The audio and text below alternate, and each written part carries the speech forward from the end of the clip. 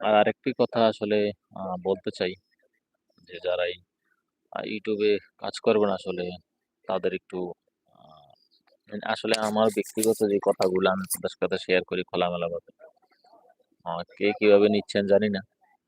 মানে ভিডিও কলের sound quality একটু দেখবেন। সাউন্ড কোয়ালিটি আর ভিডিও এডিটটা এরকম জায়গায় করবেন। আমি যারা নতুন তাদের উদ্দেশ্যে বলতেছি। আ মানে ভিডিও এডিটটা এরকম জায়গায় করবেন যে আপনার কোনো নয়েজ আসবে না। আপনার যেখানে আপনার ঘরে যদি করেন সেখানে আপনার কোনো বাচ্চার সাউন্ড আসতে পারবে না। মানে আপনি একবারে নিরিবিলি জায়গায় চলে যাবেন। আর যদি বাইরে করেন, বাইরে করলে দেখবেন যে আ যারা গ্রামে আছে তাদের ইজি আসলে। যেকোনো জায়গায় করতে পারে। কিন্তু যারা শহরমুখী আছে আসলে তাদের জন্য একটু ঝামেলা। তাদের বাসা ছাড়া তো কোনো উপায় নেই। কারণ ছাদে গেলে খোলা সাউন্ড, আ রুমে থাকলে আসলে প্রচুর মানুষ-টানুষ থাকে রুমে। আর গ্রাম হলে তো আপনি এক জায়গায় বের হয়ে যেকোনো জায়গায় দাঁড়িয়ে আপনি আসলে সাউন্ডটা ভয়েসটা দিতে পারবেন।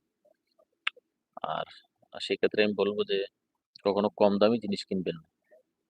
আর YouTube, Facebook এ কাজ করবেন ঠিক আছে। কিন্তু আমি বারবার ঠকেছি সেজন্য বলতেছি। YouTube, Facebook এর জন্য কখনো আপনি কম দামি জিনিস কিনবেন না। মানে অডিওর ক্ষেত্রে একটা মাইক্রোফোন কিনবেন। আমি সবারকে বলব যে কম দামের ভিতরে আছে না ২৫০০, ৩,০০০ এর ভিতরে বা ৩,৫০০ টা ভালো পাবেন। ওগুলা নিতে পারেন। ওগুলা নিলে আপনার আ ভালো কোয়ালিটি আরকি। আমি নাম বলব না। তবে একটা দেখলাম যে হোলিল্যান্ডের একটা আছে যে লার্ক A1 ওটা নিতে পারেন। ওটা অনেক সুন্দর। ছোট হলেও আর হোলিল্যান্ড যেহেতু একটা ভালো ব্র্যান্ড সেক্ষেত্রে আপনি সাউন্ড কোয়ালিটি ভালো পেয়ে যাবেন। তবে আমি ভাবছি যে আসলে হোলিডেন্টের যেটা ৬,০০০ না ৭,০০০ আসলে ওইটা নিবেন। কারণ ওটার বেস্ট সাউন্ড কোয়ালিটি এবং যদি ওটা না হয় সম্ভবত তাহলে এটা নিবেন।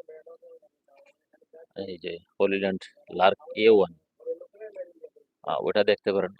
আগে এটার রিভিউ দেখবেন। YouTube এ ঢুকে হোলিল্যান্ড লার্ক A1 সার্চ দিলে ওটা আসবে।